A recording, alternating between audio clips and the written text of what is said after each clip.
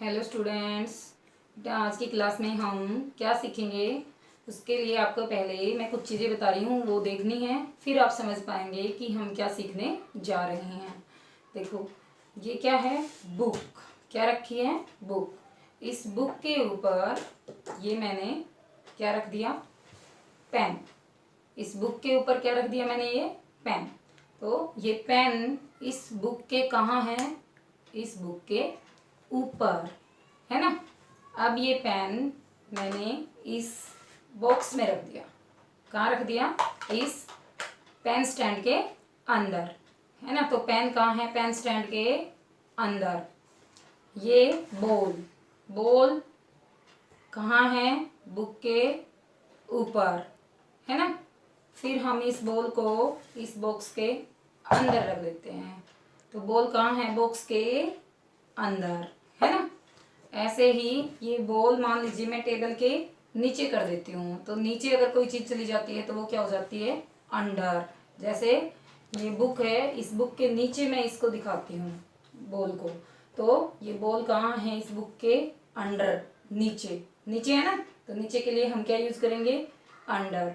तो बेटा जो ये चीज़ें हैं, जैसे पेन था बुक के ऊपर, फिर पेन स्टैंड के अंदर चला गया, बॉल थी बुक के ऊपर, बॉल पेन के स्टैंड के अंदर चली गई, और बॉल टेबल के नीचे, और ऐसे ही बुक के नीचे थी। तो ये सब क्या हैं, ये सब इस बॉल की, इस पेन की, इन सब की क्या दिखा रहे हैं, इनकी पोजीशन दिखा रहे हैं कि ये कौन सी जगह पर हैं। कि ये बुक के ऊपर हैं, बॉक्स के अंदर हैं, टेबल के नीचे हैं, या बुक के नीचे हैं। इन सब की, इनकी कि ये कहाँ हैं, ये इनकी कंडीशन दिखा रहे हैं कि वेयर दीज थिंग्स आर। तो जो वर्ड किसी भी चीज़ की ये स्थिति बताता है कि वो चीज़ कहाँ है, वो क्या कहलाती है, प्रीपोजिशन। प्रीपोजिशन बोलते हैं इसको हम। प्रीपोजिशन में क्या है बेटा, कि प्रीपोजिशन में हम पढ़ते हैं कि कौन सी चीज़ कहाँ पर रखी गई है। इसमें जैसे कि ये देखो, ये ऊपर आया पेन बुक के ऊपर, तो ऊपर के लिए हम यूज करते हैं ऑन, ON, ऑन। और फिर ये पेन स्टैंड के अंदर चला गया, तो कोई भी चीज जब किसी चीज के अंदर होती है तो उसके लिए होता है इन। क्या होता है, इन, IN, इन। जैसे हम रूम के अंदर भी आते हैं और मैम से पूछते हैं, तो हम ये पूछते हैं ना, मे आई कम इन मैम, तो कम इन। तो कम इन यानी कि क्या मैं अंदर आ जाऊं, यानी किसी चीज के अंदर। क्लासरूम के अंदर आने के लिए पूछते हैं ना, तो वो इन, अंदर। ऐसे ही हमने बॉल को भी अंदर रखा था, तो बॉल भी क्या होगी इसके अंदर, तो इन, है ना। ऐसे बुक के नीचे अगर ये है तो क्या हो गई, अंडर। क्या हो गई, अंडर। ऐसे ही बेटा देखो, ये यहाँ पे बुक रखी है, यहाँ पेन स्टैंड रखा है, तो बॉल मैंने यहाँ रख दी है। तो बॉल किसके नजदीक है, पेन स्टैंड के ना। तो पेन स्टैंड के नजदीक है, तो नजदीक जिसके होगी उसके लिए बोला जाएगा नियर। तो near the pen stand, the ball is near the pen stand. इस पेन स्टैंड के नजदीक है ये, तो ये नियर आ गया। और बुक से ये कहाँ है, बुक से दूर है, तो फार, है ना। बुक से दूर है तो फार, FAR, फार हो गया। फार अवे भी बोल देते हैं हम उसको। तो इसके साथ ही अब इन सब चीज़ों से हमें समझ आ गया कि कौन सी चीज़ की हम जो ये पोजीशन बताते हैं, जो किसी भी संज्ञा या सर्वनाम की भी कंडीशन बताता है कि उस चीज़ के साथ इसका संबंध दिखाता है। ये चीज़ इस बुक के ऊपर रखी गई है, तो इस बुक के साथ इसका संबंध दिखाया गया है कि बॉल कहाँ पे है, इसका रिलेशन बताया गया है कि ये, इसकी पोजीशन बताता है कि ये कहाँ पे है। तो जो ये सब वर्ड आए, इन, ऑन, अंडर, नियर, है ना, ओवर, फार, ये सब क्या है, प्रेपोजिशन। क्या है ये, प्रेपोजिशन। और हम बेटा, मैं इसके लिए आपको कुछ चीज़ें बोर्ड पे भी दिखाती हूँ, आप उससे और अच्छे से समझ पाओगे। तो चलो बोर्ड पे देखते हैं, ओके।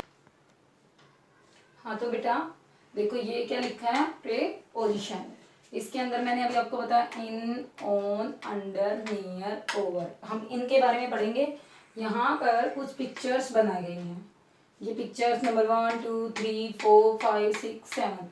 हम इन सब पिक्चर्स से ही सीखेंगे कि कोई भी चीज़ की कहाँ पे पोजीशन है, वो चीज़ कहाँ पे है, और इसको नाउन के साथ या प्रोनाउन के साथ वो कैसे रिलेशनशिप उसकी दिखाती है ना। तो सबसे पहले देखो, ये क्या है, ये एक बर्ड है, और ये कहाँ बैठा है, अपने नेस्ट में बैठा है। तो अपने घोंसले के अंदर है ना। तो किसी भी चीज के अंदर कोई चीज होती है तो बेटा उसके लिए देखो the bird is dash the nest. तो बर्ड जो है, पक्षी है, वो घोंसले के अंदर है ना, घोंसले में है।